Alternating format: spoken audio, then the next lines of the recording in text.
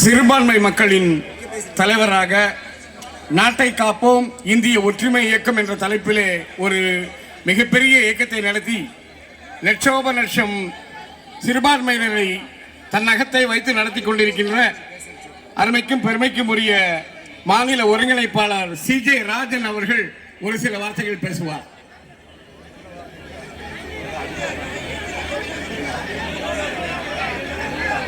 வாக்குச்சீட்டை தடுப்போம், ஜனநாயகத்தை பாதுகாப்போம் என்கின்ற அளவில் இங்கே தமிழ்நாடு காங்கிரஸ் கமிட்டியினுடைய சார்பில் நடந்து கொண்டிருக்கக்கூடிய இந்த மாபெரும் மாநாட்டை வாழ்த்துவதற்காக நான் வந்திருக்கிறேன். நான் கட்சியை சார்ந்தவர் அல்ல, நான் ஒரு சிவில் சமூகத்தின் சார்பாக இங்கே வாழ்த்த வந்திருக்கின்றேன். நம்முடைய மதிப்புக்குரிய ராகுல் காந்தி அவர்கள் பாரத் ஜோடா யாத்ரா சென்ற பொழுது சிவில் சமூகங்களுடன் ஒருங்கிணைந்து கொண்டு நீங்கள் யாத்ராவை மேற்கொள்ளுங்கள் என்று சொன்னார்.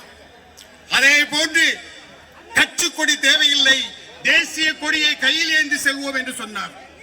அப்படி சொல்லும் பொழுது கன்னியாகுமரியில் அவர் துவங்கிய அந்த இடத்தில் யோகேந்திர யாதவ் அவரோடு சேர்ந்து அதில் பங்கு பெற்றவர்கள் தான் எங்களை போன்றவர்கள். அதன் பின்பு 2024ஆம் ஆண்டு நடந்த அந்த பொது தேர்தலின் போது தமிழகம் முழுவதும் RSS பிஜேபிக்கு எதிராக ஒரு மாற்று சக்தி வர வேண்டும் என்று பிரச்சார இயக்கத்தை எடுத்தவர்கள். அன்று திரு ராகுல் காந்தி அவர்கள் சிவில் சமூகத்தை அங்கீகரித்தார். இன்று தமிழ்நாடு காங்கிரஸ் கட்சியுடைய தலைவர் மதிப்புக்குரிய திரு செல்வ பெருந்தகை அவர்கள் இன்று அங்கீகரித்திருக்கிறார். அவரை நாங்கள் பாராட்டுகிறோம், அவரை மனதார நெஞ்சார பாராட்டுகிறோம். இங்கே வாக்கு அதிகாரம் எங்களுடைய ஒரு மாற்று புரட்சிக்காக, மாற்று சிந்தனைக்காக ஒருங்கிணைக்க வேண்டிய அவசியமான காலகட்டத்திலே இருக்கிறோம். அந்த காலகட்டத்தில் தான் இந்த மாநாடு என்பது இங்கே நடக்கிறது.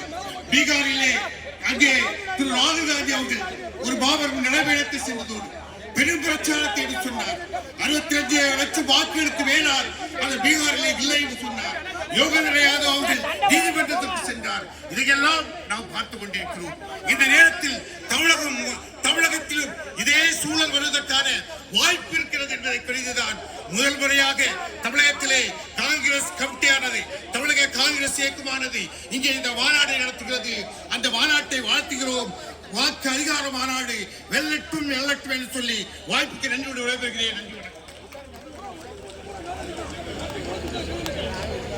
அடுத்தபடியாக இந்த மண்ணின் மைந்தர் முன்னாள் அமைச்சர் தனுஷ்கோடி ஆதித்தன் அவர்கள் உரையாற்றுவார்கள்.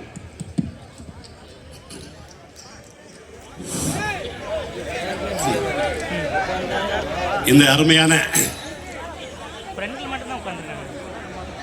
தமிழக காங்கிரஸ் நடத்தும் இந்த வாக்கு திருட்டை எதிர்த்து நடத்தும் இந்த மாநாட்டினுடைய தலைவர், தமிழக காங்கிரசுடைய தலைவர் செல்வ பெருந்தகை அவர்களே, வருகின்ற முன்னாள் மத்திய அமைச்சர்களே, அகில இந்திய காங்கிரசுடைய பொதுச் செயலாளர்களே, நண்பர்களே, அனைவருக்கும் நன்றி கலந்த வணக்கத்தை தெரிவித்துக் கொள்கிறேன்.